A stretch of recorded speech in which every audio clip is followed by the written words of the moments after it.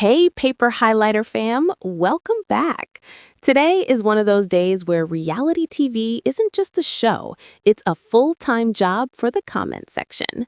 First up, TLC dropped a shiny new promo for The Single Life, Monday, Feb 9th, 8/7 Central, and viewers had one collective reaction: excitement mixed with emotional damage. Because yes, people are begging TLC for new faces while still admitting they're absolutely watching anyway.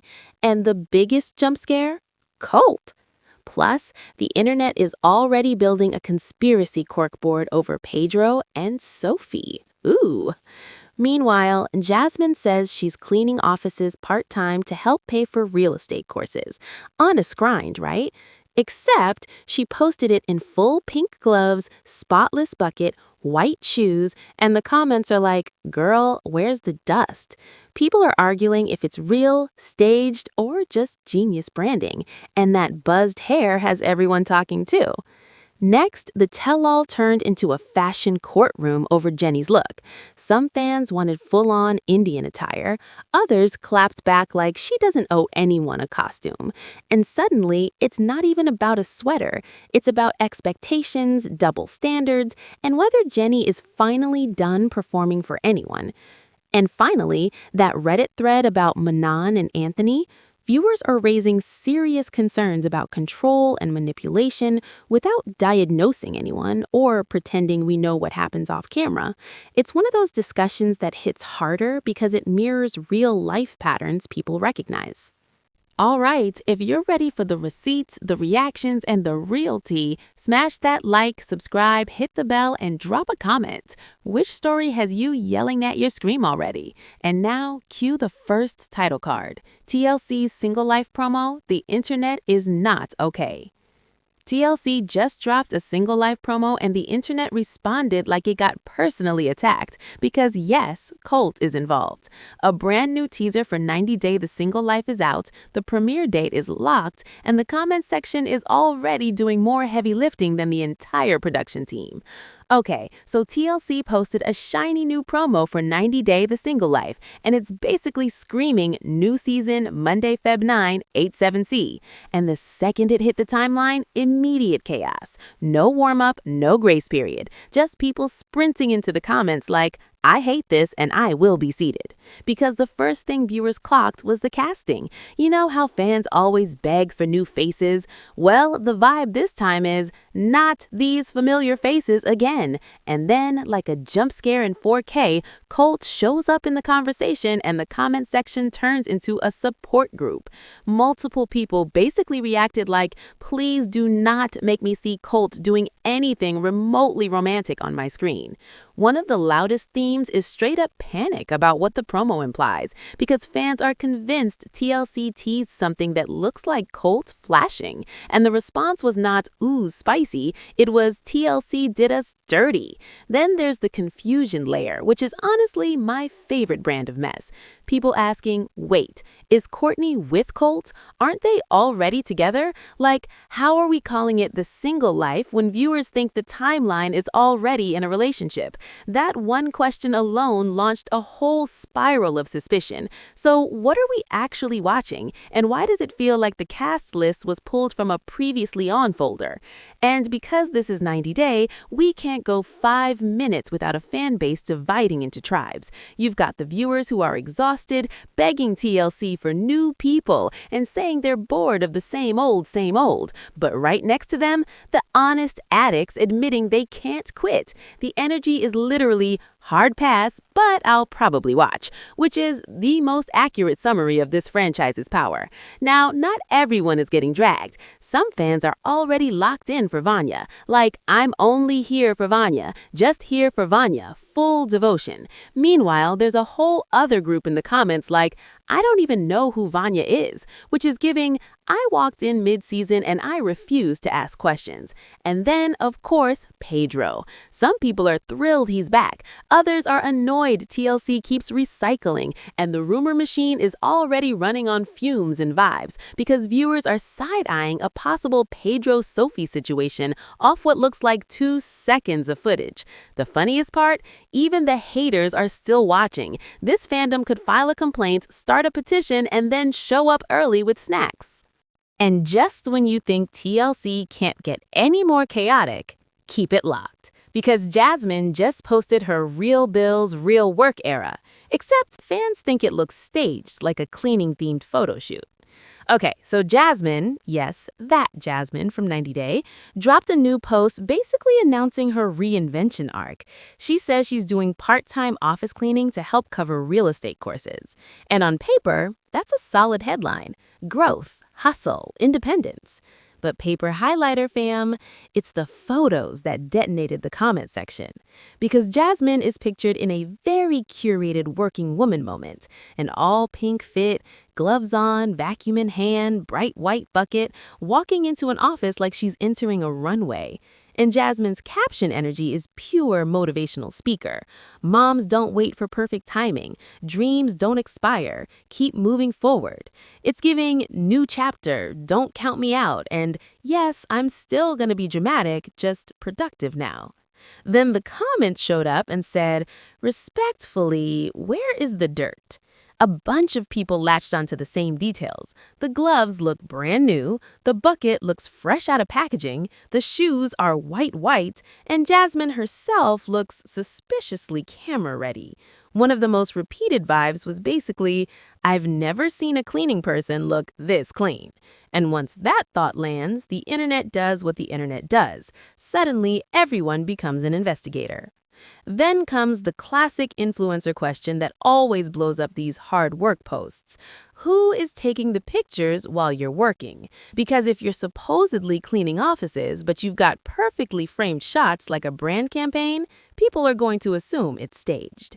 And the skepticism snowballed fast. Commenters started nitpicking the logistics like they were auditing her shift.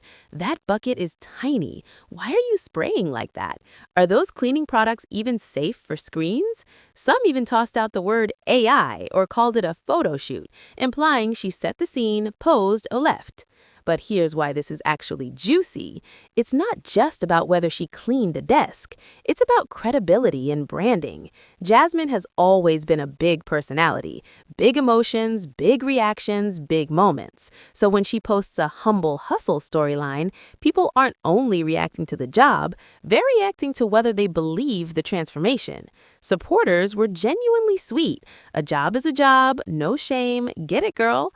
And some even shared their own stories of cleaning or working extra shifts to pay for school. That side of the comments felt surprisingly wholesome. But the other side? Oh, they went straight to, how is this going to work in real estate? Because real estate is clients, rejection, paperwork, patience. Basically everything the internet claims Jasmine does not have. And then, plot twist, her buzzed hair became its own mini headline, with people asking what happened and debating if it's a style choice, a reset, or just another Jasmine era loading. So the real tea is this. Jasmine just turned one Instagram post into a full storyline, whether it's 100% real, partially staged, or pure content strategy. It worked. Everyone's talking. My spicy speculation, even if it's staged, it's strategic. She's trying to pivot from chaos queen to boss era, and the internet is deciding whether to buy the rebrand. Don't touch that dial because the next story is somehow even pettier and deeper at the same time. We're heading straight into tell-all fashion chaos because Jenny's outfit just got put on trial and fans are fighting over what she should have worn. Okay, so here's what popped off. A post hit the timeline with the blunt headline energy of, I expected Jenny to dress in beautiful Indian clothing. What happened? And the screenshot shows Jenny on stage at the tell-all in a dark, comfortable top, hair styled in loose curls, glasses on. Very, I'm here to answer questions, not audition for the Met Gala. And this is where it gets messy, because the argument is not really about one sweater, it's about expectations. Who fans think Jenny is supposed to be, and how they think she should perform her relationship with Sumit in public. Team Leave Her Alone came in hot. Their logic, Jenny is in her late 60s. She chose something age-appropriate. She's sitting under harsh studio lights for hours, and not everyone wants to wear a tight, sparkly, camera-ready outfit just to survive a tell-all. One person clapped back with the energy of, "What did you want her to wear? A see-through ball gown?" Another pointed out the double standard that always shows up. Men roll in with basic business casual and nobody cares. But women get dragged unless they look like they're headed to an award show. And honestly, that point lands every single time. But then you've got team No Babe. That was rough. And they are not whispering. Some commenters called the look frumpy, grocery store vibes, and said it aged her.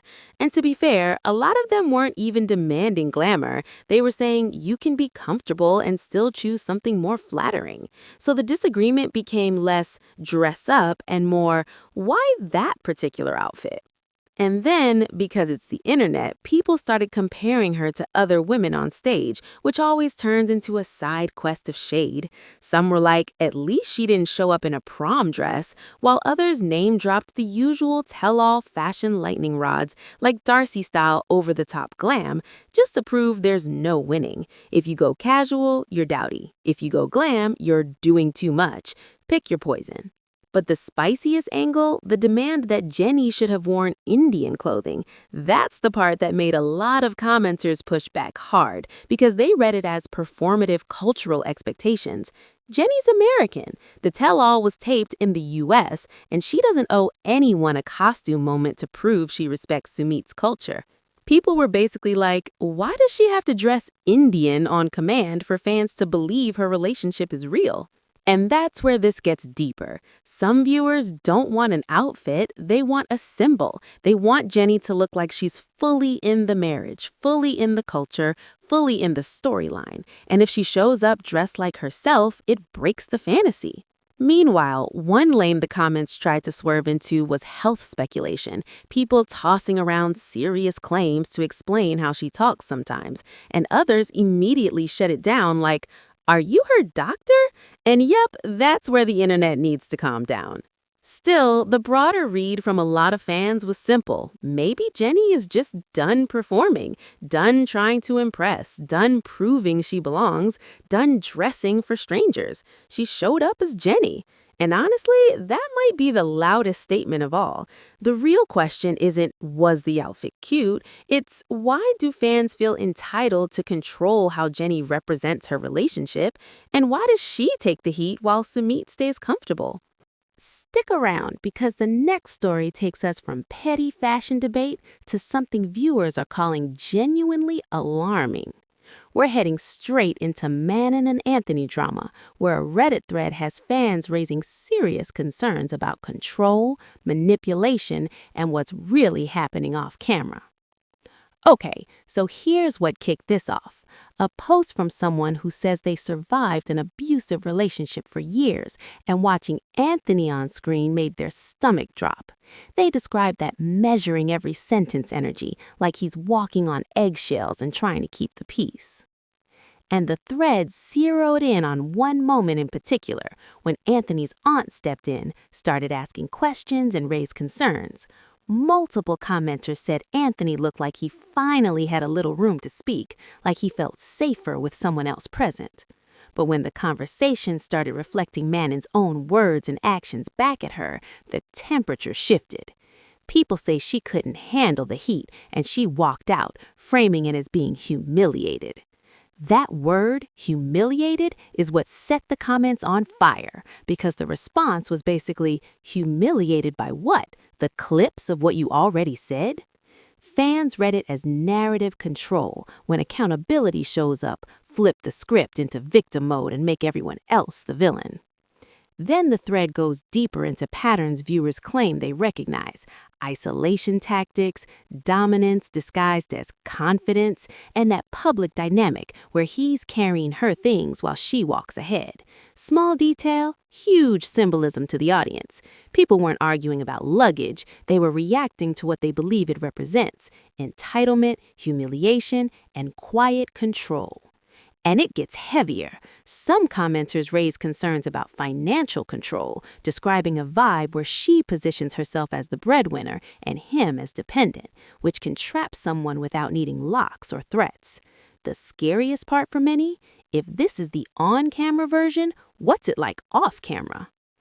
Finally, a big theme was the child, because viewers said even if adults choose chaos, a kid absorbing that tension is a different level of stakes.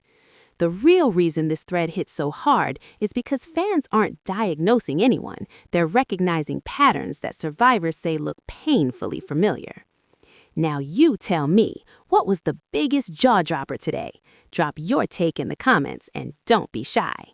Until next time, this is Paper Highlighter. Stay pressed, stay curious, and stay highlighting.